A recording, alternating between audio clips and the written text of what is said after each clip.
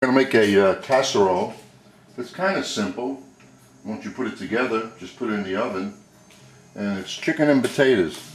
First thing you need is that chicken stock, and we're going to thicken it.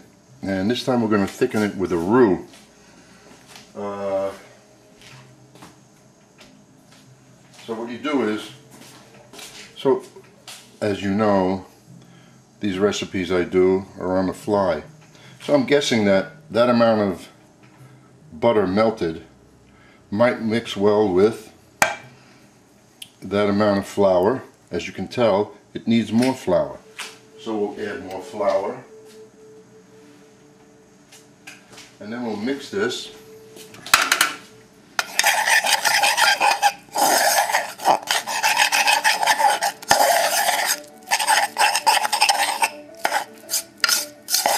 I don't like to make it too loose, because if you make it too loose, you have to use more flour, and then you're just adding more fat. So that's pretty good. Now I'm going to place this in there.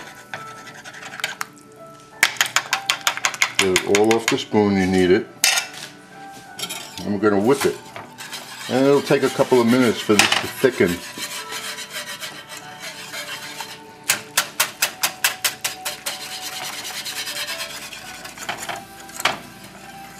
Try not to make a mess like I do. Just raise the flame up all the way. And remember, when you're doing this, use a thick bottom pot. Well, this one usually never sticks on me. Aluminum, but when you use those thin, tinny type pots, the chances of you scorching the sauce are great. And we have to make this sauce a little bit thicker than other sauces for the simple reason we're putting this sauce onto raw product, which means the chicken, the mushrooms, and even the shallots that I'm using will give off liquid, thinning the dish out. So we'll wait for this to come to a boil. If we have to make more roux, we will. Now we could have also used wonder to thicken this up. It would give it the same effect of being white. The only thing is, it's like a waste of wonder. You have to use a lot of it. And I want the flavor of the butter in here anyway. Now as you see, that's very thin. So we're going to make a little bit more roux. Probably the same amount. Well, I added the same amount of roux. And this will get thick, just like that. It'll thicken up even more in a couple of minutes. There's another way you can do this. I have a recipe for the thick cream sauce or bechamel sauce, I think. And you can go that route, using a cream sauce and not using the thickened chicken stock. It really doesn't matter much. I just want to use the chicken stock because I want a heavier chicken flavor. But not that necessary. Plus I'm using leg meat. Every time I cook items I always use leg meat because it stays moister longer. If you use breast, you know how breast is, if you overcook it, it's a little dry and chewy.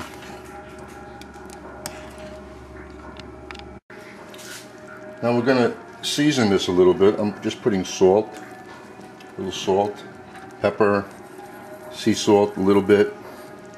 I might also throw in there the thyme that I'm going to use. The flavor will just get around there more easily.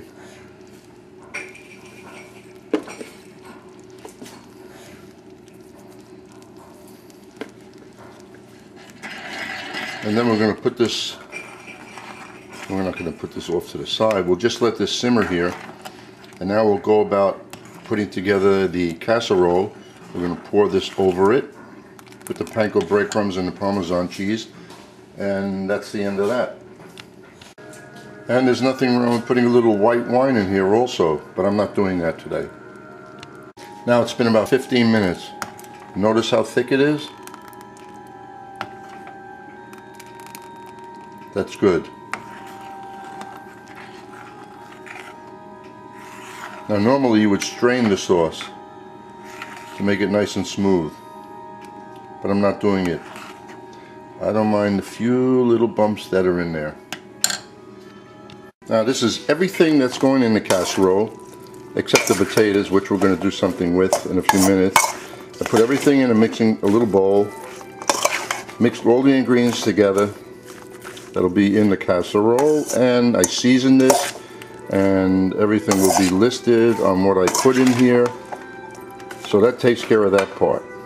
And then we have the sauce. Put this baby together. So I get this size looks pretty good for what I have. I don't like it too small where it becomes too thick, so I'd rather have it more shallow, the everything. I rubbed a little virgin olive oil in here to help it not stick. So we're going to place the potatoes, which I've cut about that thick, on the bottom. And then after laying all of this out, I'm going to put the mix. Now you don't have to use red bliss potatoes, you can use whatever you like. I just happen to like them because the skin is so edible and the color is nice. And I'm going to place the mix nice and gently on the potatoes, not to disturb them at all. And this is going to be a nice sized casserole because we have a lot of mix. And after I put this in here, I'm going to put another layer of potatoes on top. And then I think I'm going to put a little panko breadcrumbs and also some parmesan cheese, or whatever grated cheese is your favorite. This is going to be a nice item. Actually, it's the first time I've made this particular mix in this fashion, but as everything else I do, I look at it and I say, looks like it's going to work, and it will. Now I'm going to put a few caramelized pecans on here, just for the hell of it, because there's nothing wrong with the flavor of this in with that. And now we're going to add the sauce and wait a few minutes till it seeps in, because it really has to cover everything. So hopefully we made enough. So just take the sauce, add it to the center, it'll work its way out. You add it to the edge, you might lose a little. This will work its way down. Just wait, don't be impatient, let it go. If it needs a little help, all you have to do is take a spoon and do a little jiggly.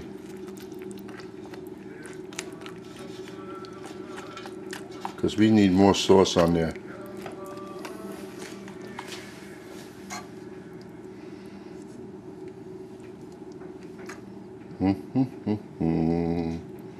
I'm liking this already.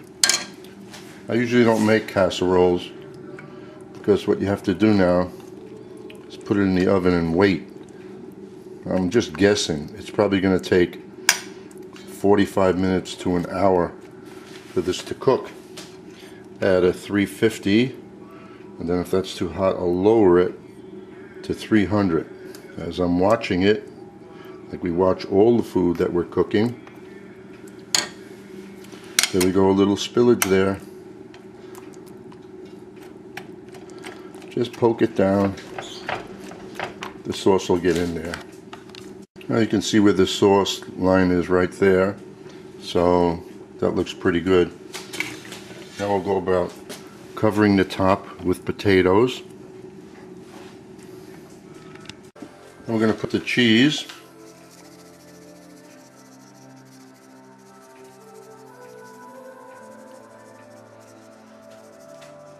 And after the cheese, I'm going to sprinkle some panko breadcrumbs. Then I'm going to wrap this in aluminum foil because I don't want this to, the potatoes or the cheese or anything to really burn. I want everything to cook. And then maybe the last 15 or 20 minutes, Then I'll go for the color. Now on top of this, I'm going to drizzle, you can either drizzle butter or some more olive oil. I'm going to go with the olive oil because I love the taste of the olive oil. So I'm just holding my finger over the top and just drizzle it lightly.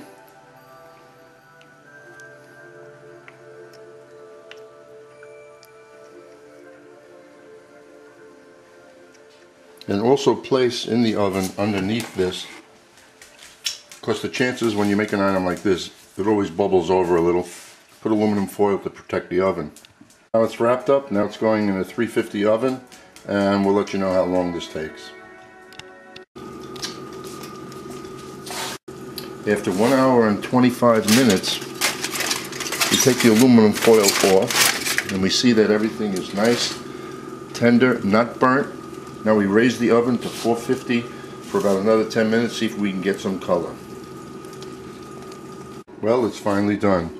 After an hour and a half of cooking moderate flame, and then 15 more minutes at 400, this is what we get.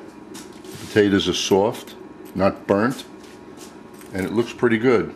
Could have used a little deeper dish. I did have some dripping in the oven, so let's see what this looks like. Very nice. I would think that this serves about, let's see, that could be one portion for a young lady who's watching herself.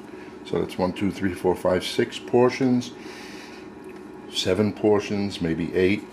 Anyway, there you go. If you want to put a little chopped parsley on there, that's fine.